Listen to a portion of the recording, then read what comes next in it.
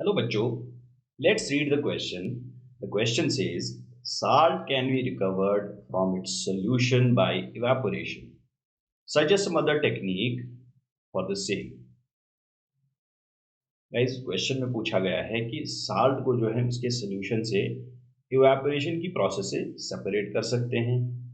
हमें कोई और टेक्निक बतानी है जिससे हम साल्ट को रिकवर कर सकते हैं from the solution.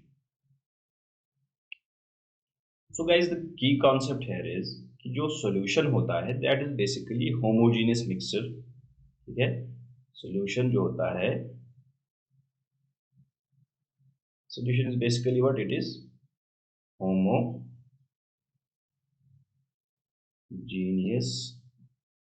Mixture. Clear?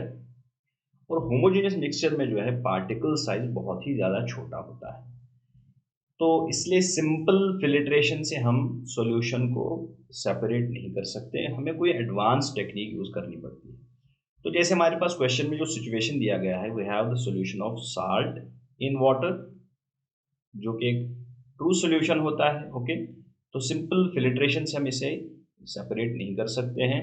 तो एक टेक्निक यहाँ पे जो क्वेश्चन में बताई गई है कि वी कैन इवेपोरेशन को हम यूज़ कर सकते हैं. इवेपोरेशन को हम यूज़ कर सकते हैं. Clear?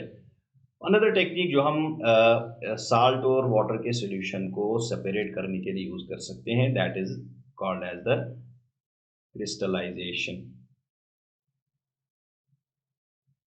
Clear guys? So this is the another technique that can be used for the separation of salt, okay, for the recovery of salt from the solution. तो बेसिकली हम इसमें करते क्या है, सॉल्यूशन हम एक जो सॉल्यूशन होता है उसको पहले हीट अप करते हैं. जो सॉल्यूशन हमारे पास होता है, ठीक है, उसको हम हीट करते हैं विदाउट लिड, एक ओपन कंटेनर में हम उसको हीट करते हैं. जब इवेपोरेट होने लगता है, ठीक है, यहाँ से जब इवेपोरेशन शुरू होती है, देन इस सॉल्यूशन को हम कुछ देर के लिए रखते हैं. ठीक है, clear? We heat it for some time. तो जब इसकी डेंसिटी इंक्रीज होने लगती है, देन व्हाट वी डू, हम इसका फिल्ट्रेशन करते हैं. We filter this solution. इसका हम सॉल्यूशन का क्या करते हैं, वी फिल्टर इट. हम इसका फिल्ट्रेशन करते हैं.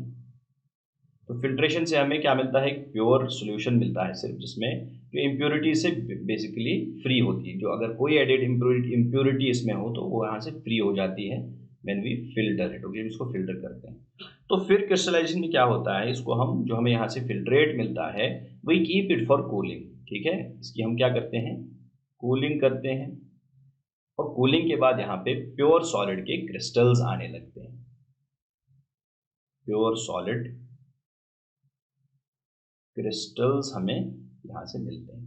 तो इस केस में क्रिस्टलाइजेशन की केस में जो साल्ट होगा उसके हमें क्रिस्टल्स मिलेंगे, क्योंकि इवेपोरेशन के केस में क्रिस्टल्स हमें नहीं मिलते हैं, और अदर प्योर क्रिस्टल्स हम कह सकते हैं नहीं मिलते हैं. और जो क्रिस्टलाइजेशन का प्रोसेस हम इस सेपरेशन के लिए यूज करेंगे, यहाँ प्योर सॉलिड के क्रिस्टल्स भी हमें मिलते हैं. Clear guys? So this is the answer to this question. Hope you understood it well. Best of luck.